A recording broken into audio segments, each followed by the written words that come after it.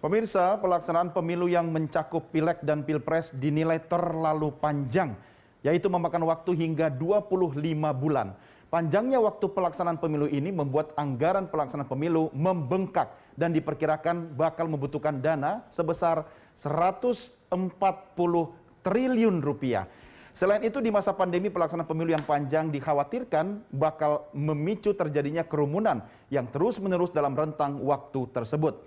Dapatkah pelaksanaan pemilu ini lebih dipersingkat lagi? Setidaknya hanya dengan maksimal 1 tahun atau 12 bulan saja. Kita akan membahasnya. Bersama kami telah terhubung yaitu Komisioner KPU Pramono Ubaid Tantowi dan anggota Komisi 2 DPR RI Mardani Alisera. Selamat bergabung Bapak-bapak. Pak Mardani, Pak Pramono, apa kabar? Sehat? Alhamdulillah, Mas Doni. Alhamdulillah. Ya, saya pertama ke Pak Pramono dulu ini. Ini segala pertanyaan dan harapan terkait dengan pemilu prosesnya 25 bulan. Pak Pramono, itu saya bisa nambah 2 anak loh, Pak. Panjang sekali. Gimana komentarnya? Ya, dalam sejarah penyelenggaraan pemilu pasca Orde Baru, jadwal waktu penyelenggaraan paling pendek memang 99 ya, pemilu 99. Itu ya memang waktu itu ya kalau bahasa Jawanya ya saknyet gitu. Ya mau sekarang ya sekarang, ya kira-kira begitu.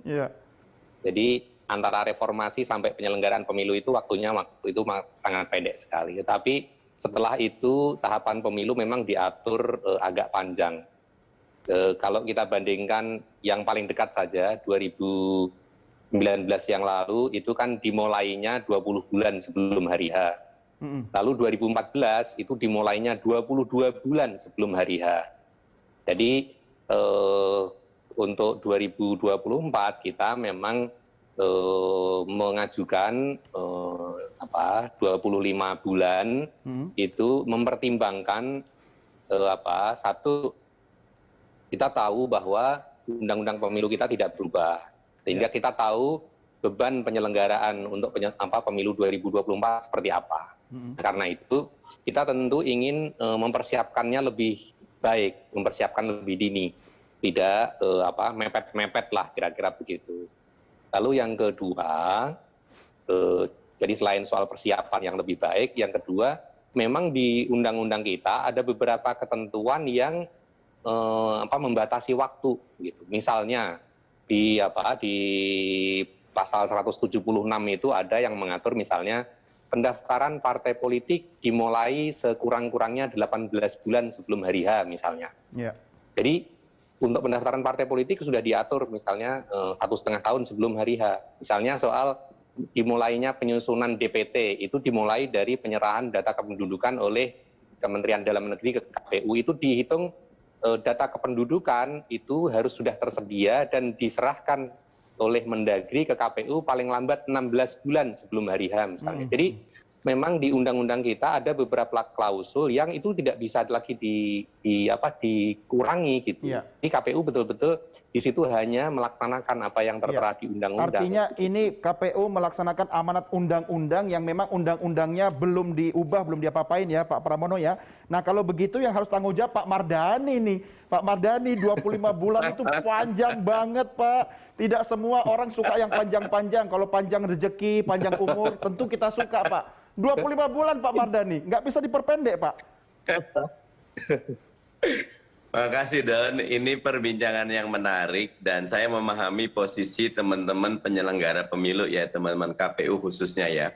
Karena undang-undang pemilu kita rezimnya itu rezim yang rigid ya, tidak memberikan banyak delegasi dan inovasi kepada teman-teman KPU ya. Mestinya ini menjadi catatan besar ya, ada banyak saya yakin ketika KPU diberikan ruang untuk menafsirkan beberapa lebih fleksibel, kita bisa memangkasnya. Tadi Pramono udah ngangkat tentang pasal 170, nanti ada pasal kampanye ya. Kampanye kita tuh bisa jadi kampanye paling panjang di dunia Don, 4 bulan Don gitu. Wow. Itu padahal buat kami di partai politik atau calon, makin lama masa kampanye makin panjang penderitaan gitu. Habis duitnya karena Pak. Itu, iya, karena itu kita sebetulnya mengusulkan revisi. Teman-teman KPU juga pengen revisi. Sebetulnya sudah jalan dengan baik di 2019 awal gitu. Bahkan sudah masuk dari Komisi 2 ke Badan Legislasi. Tapi dilalahnya tiba-tiba partai pendukung pemerintah punya prinsip sudah yang ada dulu kita jalankan. Nah, padahal kita lihat ada beberapa catatan. Nah, akibatnya bukan cuma waktu yang panjang. Tadi Dode juga sudah mengangkat tentang anggaran yang membengkak. Betul. Ya, yang itu besar sekali. Nah, buat saya ini bagus kita angkat kembali. Karena kemarin itu revisi yang agak diikat, revisi Undang-Undang Pilkada tidak mau dirubah. Tapi kami masih tetap berharap revisi Undang-Undang Pemilu kalau punya political will bisa kita kejar. Sehingga memudahkan dan memurahkan. Begitu, Don. Ya, tapi waktunya cukup nggak, Pak Mardhani? Kalau politika will ada antara pemerintah dengan parlemen kita, tetapi waktu untuk melakukan revisi itu jangan-jangan mepet juga, sehingga akhirnya balik lagi ke undang-undang yang lama. Kalau di politik, politik is the art of impossibility, ya, peluang ketidakmungkinan, seni ketidakmungkinan. Jadi ketika kita pilkada 2020, banyak orang mengatakan bagaimana mau pilkada September 2020 ketika pandemi. Tapi dengan political will yang satu, eksekutif sama legislatif bersatu, Perpu nomor 2-nya tentang pilkada 2020 sukses dan pilkadanya tidak jadi klaster baru. Itu salah satu contoh. Selama ada political will. Karena buat saya yang terpentingnya bukan kita nyerah sama keadaan, tapi kita diberi wewenang oleh rakyat untuk melakukan yang terbaik buat rakyat. Dan sekarang ini dengan durasi yang panjang, anggaran yang membengkak, beban yang berat sekali buat teman-teman KPU, sangat layak kita berpikir. Tapi ada syaratnya. Itu harus selesai tahun 2021 ini. Nggak boleh selesai 2022, karena itu akan sangat mengganggu. Mepet sekali ya, kurang beberapa bulan lagi. Nah, sekarang kalau bicara will, kata Pak Mardhani tadi, Pak Pramono, politika will itu bukan cuma ada di sisi pemerintah atau di Badan Legislatif kita, tetapi KPU kan juga mungkin bisa mengubah draft tahapan. Ini kan masih draft ya, artinya payung hukumnya sudah jelas, belum berubah. Tapi draft yang berisi tahapan-tahapan selama 25 bulan ini memungkinkan dong Pak Pramono misalnya direvisi, diperpendek sependek-pendeknya gitu loh. Gimana Pak Pram? Jadi begini, pertama, yang kita ajukan 25 bulan itu sebenarnya yang tahapan teknisnya itu sama dengan pemilu 2019, 20 bulan. Jadi tetap sama sebenarnya 20 bulan. Kita nggak bergeser dari situ.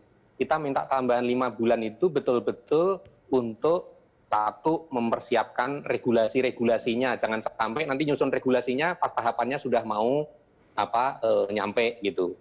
Jadi kita waktu itu terburu-buru memang 2019 dan Pilkada 2020 itu ceritanya seperti itu. PKPU-nya tersedia, begitu tahapannya sudah mau jalan. Lalu yang kedua, kita juga mempersiapkan infrastruktur IT-nya. IT untuk keperluan tahapan itu kita siapkan di 5 bulan pertama ini. Gitu. Kemudian yang ketiga, itu kita juga memperbanyak sosialisasi baik ke partai politik maupun ke masyarakat. Itu yang kita maksimalkan. Jadi sebenarnya tahapan-tahapannya nggak kita tambah. Cuma persiapannya tambah 5 bulan ya Pak ya? Iya.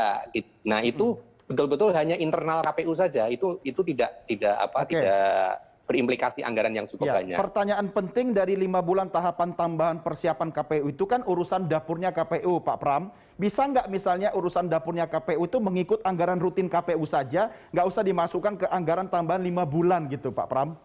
Ya. Yang perlu diketahui, sebelum masuk 5 bulan itu pun sebenarnya KPU sejak awal tahun 2021 ini sebenarnya sudah mulai melakukan itu, Mas. Kita sudah mulai menginventarisir beberapa regulasi yang akan kita revisi, sudah mulai kita bahas-bahas, lalu kemudian kita juga sudah mulai membincangkan misalnya pendaftaran dan verifikasi partai politik, bagaimana prosedurnya, bagaimana tahapannya, bagaimana penyederhanaannya. Jadi kita tidak terpaku pada yang 5 bulan itu. Sejak sekarang kita sudah mulai bicara itu, dan itu berbasis anggaran tahunan kita. Kita nggak minta anggaran kepada pemerintah untuk melaksanakan itu sejak sekarang. Gitu. Nah, yang kita lakukan memang terkait dengan isu kita soal panjang pendek tahapan itu adalah bagaimana kita melakukan beberapa penyederhanaan teknis tahapan pemilu dan modifikasi itu. Nah itu yang kita sekarang, misalnya soal yang sedang kita bahas, bagaimana pendaftaran partai politik nanti tidak perlu lagi partai-partai politik itu datang membawa kotak-kotak kontainer plastik itu berkontainer-kontainer datang ke KPU, tapi nanti semua pendaftarannya melalui sistem informasi misalnya. Jadi itu sangat efisien. Misalnya lalu kemudian surat suara untuk hari H itu kan nanti formnya 5 jenis pemilu ya, Pilpres, DPD, DPR RI, DPRD provinsi, DPRD kabupaten kota. Tidak perlu 5 jenis pemilu itu disediakan 5 surat suara karena akan mahal sekali. Nah itu kita merancang misalnya disediakan 3 atau 2 surat suara saja misalnya. Jadi kita juga melakukan terobosan-terobosan di tengah keterbatasan soal waktu tadi gitu. Jadi kita tidak menyerah gitu saja juga. Baik Pak Pram, kita tentu berharap banyak dengan sistem informasi pemilu kita ya, agar waktunya juga lebih efisien.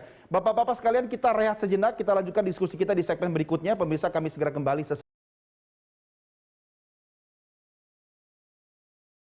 Anda masih bersama kami dalam Prime Time. Kita tengah berdiskusi dan berdialog terkait dengan bagaimana mempersingkat tahapan pemilu yang menurut rencana berlangsung selama 25 bulan. 2 tahun plus 1 bulan. Saya kembali ke Pak Mardhani Alisera.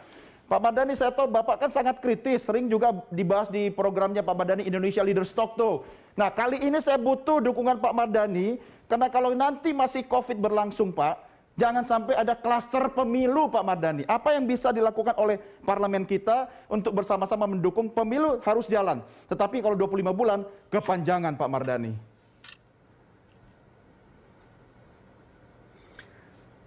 Yang pertama tentu harus ada roadshow dari pemangku kepentingan. Teman-teman civil society, media, kami di parlemen mesti bersatu, bicara dengan teman-teman eksekutif.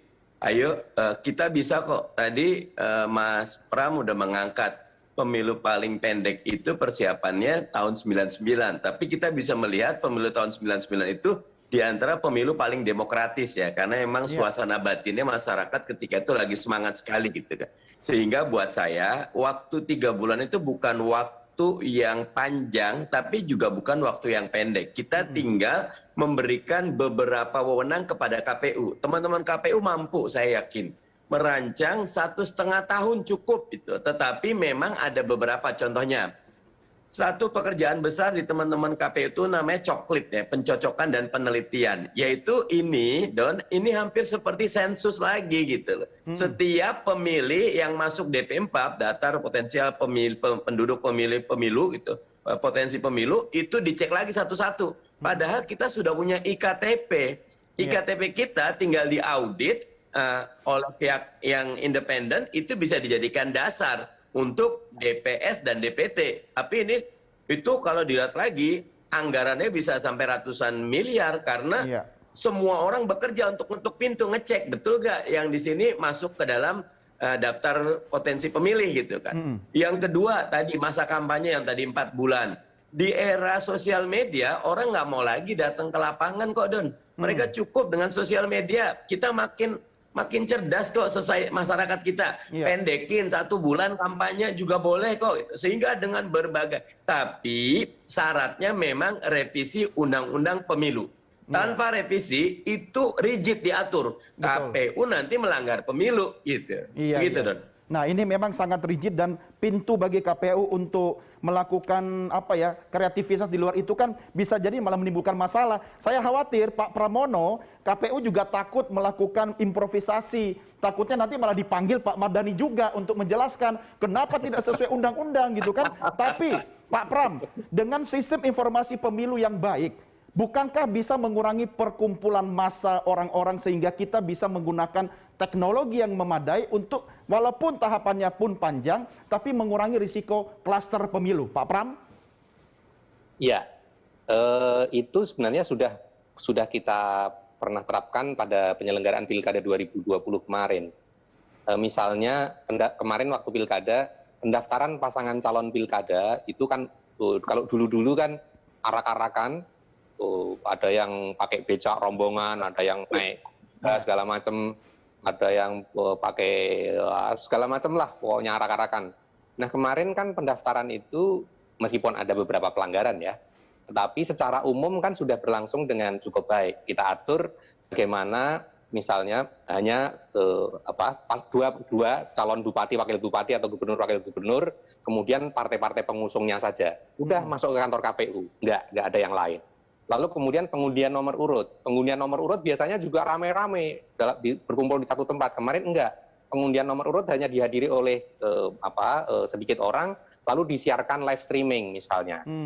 Jadi ada beberapa cara memodifikasi tahapan yang sudah kita terapkan pada Pilkada 2020 yang memang tujuannya untuk mengurangi potensi kerumunan. Gitu. Pak Pram, masih adakah ruang berimprovisasi bagi KPU, Pak Pram, tanpa harus takut kemudian dianggap melanggar aturan? Ya, beberapa skenario itu kan sebenarnya sudah kita rancang dan ketika kita ajukan ke pemerintah dan DPR melalui forum rapat dengar pendapat, ya disetujui karena memang itu yang sesuai dengan protokol kesehatan. Dan kita ketika menyusun skenario protokol kesehatan dalam penyelenggaraan pilkada itu kan selalu berkonsultasi dengan BNPB dan dengan Kementerian Kesehatan gitu. Jadi memang yang kita rancang itu memang seharusnya begitu. Gitu. Iya. Dan kita berharap untuk pemilu 2024 yang akan datang, jika tahapan-tahapan masih berlangsung di tengah pandemi COVID-19, maka skenario pelaksanaan tahapan di tengah pandemi itu sesuai dengan protokol kesehatan bisa kita terapkan kembali. Iya, Pak Mardhani dukung dong secara konkret. Katanya tadi kan ini katanya menurut partai-partai pendukung pemerintah. Tapi kalau partai-partai yang di luar pemerintah sekarang upayanya apa? Ini bukan soal pemerintah atau non pemerintah lagi, Pak Mardhani. Ini kepentingan masyarakat Indonesia. Apa yang bisa dilakukan? Ya. Paham. Saya dukung selalu teman-teman KPU, Mas Pram bisa ditanya gitu loh. Tetapi memang dukungan kita itu dibatasi oleh pasal-pasal yang ada dalam Undang-Undang 7 2017 atau Undang-Undang 10 2016. Sehingga Partai Keadilan Sejahtera dan sebetulnya beberapa partai di dalam pemerintahan juga sepakat untuk merevisi Undang-Undang Pemilu. Jadi intinya begini, pemilu ini harus jadi pemilu yang berintegritas tapi juga murah gitu. Karena kalau pemilu ini tidak murah, itu kos politiknya jadi mahal dan itu akan mencederai demokrasi kita sendiri. Nah, di forum ini bagus sekali, Don, berita satu, ayo kita gulirkan revisi Undang-Undang Pemilu untuk pemilu yang murah dan berkualitas. Sama pendek durasinya gitu. Iya, tapi dalam waktu singkat tinggal ini September, Oktober, November, Desember. 3 bulan Pak Mardhani, mungkinkah itu digulirkan dan melakukan perubahan? Kalau bentuknya Perpu sangat mungkin. Karena kalau bentuknya Perpu ini inisiatif pemerintah dan mayoritas cuma diterima atau ditolak. Saya katakan kami PKS, kalau buat bangsa negara itu mayoritas kita terima. Kayak pilkada serentak kemarin. Oke, Pak Mardhani bisa ngasih jaminan nggak? Kalau misalnya pemerintah koalisi oposisi, kalau kita pemerintah sepakat mengeluarkan Perpu, kemudian teman-teman di parlemen yang di luar pemerintah tidak akan memboikot pemerintah. Setuju? Iya, mayoritasnya ketika Perpu itu isinya adalah untuk meningkatkan kualitas demokrasi kita, membuat pemilu kita menjadi mudah dan murah. Kita dukung sepenuhnya. Karena urusan pemilu ini bukan urusan koalisi oposisi, ini urusan kita membangun iklim demokrasi. Dan itu kepentingan buat kita semua. Bahkan kalau buat kami, pemilu yang demokratis, yang murah meriah, baik buat oposisi gitu. Oposisi kan nggak punya duit, Don. Iya. Saya bayangin ya Pak Mardhani, 4 bulan kampanye, itu logistiknya sama dengan 1 tahun logistik yang hanya habis 4 bulan. Pak Pram, dukungan secara politik tentu dibutuhkan. Dan kreativitas ruangnya sebenarnya masih ada celah. Apakah KPU mungkin perlu beraudiensi kepada Presiden Republik Indonesia dengan menyampaikan bahwa suara-suara rakyat baik yang ada di parlemen ataupun di luar masih memungkinkan terbitnya Perpu misalnya Pak Pram? Ya, kemarin ketika kita melaksanakan RDP terakhir dari tanggal 6 September. Minggu yang lalu, tanggal 6 ya, tanggal 6 ya Pak Ali. Itu malah disuarakan oleh anggota Komisi 2 dari partai penguasa gitu. Soal signifikansi perlunya revisi terbatas undang-undang pemilu gitu. Iya. Itu malah yang menyuarakan anggota DPR dari partai pemerintah, bukan Revisi KPU dan terbatasnya bukan dari mencakup oposisi. apa, Pak Pram? Maksud saya adalah bahwa sebenarnya kita semua merasakan pentingnya ada beberapa kelonggaran di dalam regulasi kita sehingga tidak terlalu mengikat KPU dengan hal-hal yang tadi diceritakan oleh Bang Mardhani tadi gitu. Iya, betul. Jadi misalnya ya soal yang terkait dengan teknis-teknis kepemiluan. Mungkin tidak harus masuk ke hal-hal yang sifatnya kontroversial soal ambang batas pencalonan presiden, itu kan sesuatu yang terlalu sensitif. Tapi ada beberapa hal terkait dengan teknis-teknis kepemiluan soal surat suara misalnya. Apakah misalnya boleh proses pemungutan suaranya bukan hanya dengan datang ke TPS, tapi boleh dengan early voting atau dengan Dropbox misalnya. Iya. Jadi itu kan cara-cara terobosan-terobosan yang diperlukan untuk mengurangi potensi kerumunan proses pemilu sehingga sesuai dengan protokol kesehatan gitu. Jadi Betul. itu hanya beberapa contoh. Iya, Pak Pram, dalam hal ini mungkin KPU juga harus dalam tanda petik jemput bola atau mungkin lebih proaktif melakukan upaya-upaya untuk mendorong adanya revisi terbatas. Karena kalau misalnya KPU diam saja dengan asumsi sesuai dengan undang-undang, akan timbul asumsi di masyarakat bahwa KPU, Pak Mardhani dan teman-teman di DPR, partai politik memang sengaja 25 bulan biar anggarannya bisa diserap oleh mereka yang berkepentingan. Gimana tuh Pak Pram dan Pak Mardhani? Pak Pram dulu deh. Dalam beberapa kali rapat dengar pendapat, KPU bersama dengan pemerintah dan DPR beberapa kali menyuarakan soal ini, bahwa ada kebutuhan terobosan regulasi baik berupa revisi terbatas atau perpu. Itu berkali-kali disuarakan oleh KPU. Bahkan kita sudah menginventarisir pasal-pasal apa saja yang dibutuhkan oleh KPU untuk melaksanakan tahapan pemilu ini dengan lebih efisien, lebih baik, gitu ya, tanpa menyentuh pada hal-hal yang sifatnya sensitif dan menjadi pertarungan kepentingan politik masing-masing partai politik, gitu. Oke, dalam kondisi sekarang ini Pak Mardhani, apa upaya yang bisa kita lakukan seluruh pemangku kepentingan, termasuk upaya dari teman-teman di parlemen mendorong apakah terbitnya Perpu atau revisi terbatas? Apa yang bisa Anda sampaikan? Menjadikan ini isu publik, menjadikan ini isu yang dianggap publik penting karena angkat saja 25 bulan itu kelamaan, 100 triliun lebih itu kemahalan, padahal kita lagi defisitnya luar biasa, kita lagi di masa pandemi, sehingga wajib hukumnya melakukan revisi undang-undang pemilu. Kita bisa sepakat kok fokus kepada prosesnya. Nah, the evil is in the detail. Beberapa detailnya ini kita zooming lagi yang tidak perlu diatur oleh undang-undang, serahkan ke KPU sehingga fleksibilitasnya ada, termasuk kalau buat saya tadi maksimal 1,5 tahun kita bisa padatkan, dan beberapa kayak tadi DP4 kalau udah ada dari Kemendagri tinggal kita review lagi, termasuk tadi masalah pertemuan di media sosial, termasuk yang paling penting tadi payung hukum untuk digitalisasi pemilu kita. Teman-teman KPU punya inisiatif bagus, ada Sipol, ada Sirekap, ada Situng, tapi jujurnya itu tidak ada payung hukum kuatnya. Kalau itu kita paksakan dan ada calon yang tidak puas dan menggugat, maka boleh jadi itu jadi loophole, lubang yang nanti akan membuat berantakan. Enakan dibuat payungnya yang jelas. Memang digitalisasi itu tidak haram. Memang teman-teman mengatakan untuk e-voting belum bisa diterapkan, tetapi e-rekap itu masih mungkin dan itu bagus gitu. Iya. Ini tentu juga KPU harus berhati-hati ya. Kita dorong-dorong untuk berimprovisasi, tapi payung hukumnya nggak ada, nanti KPU yang jadi kambing hitam. Nah, 140 triliun Pak Pram, itu bukan angka yang kecil. Kalau kita alihkan juga sebagian dana itu, atau balik minimal sama dengan 2019, 25 sekian triliun, kan bisa untuk penanganan COVID. Dukungan apa yang KPU butuhkan Pak dalam hal ini? Ya, KPU tentu membutuhkan dukungan politik yang berbentuk persetujuan nanti ketika KPU mengajukan beberapa langkah terobosan, modifikasi di dalam pelaksanaan tahapan.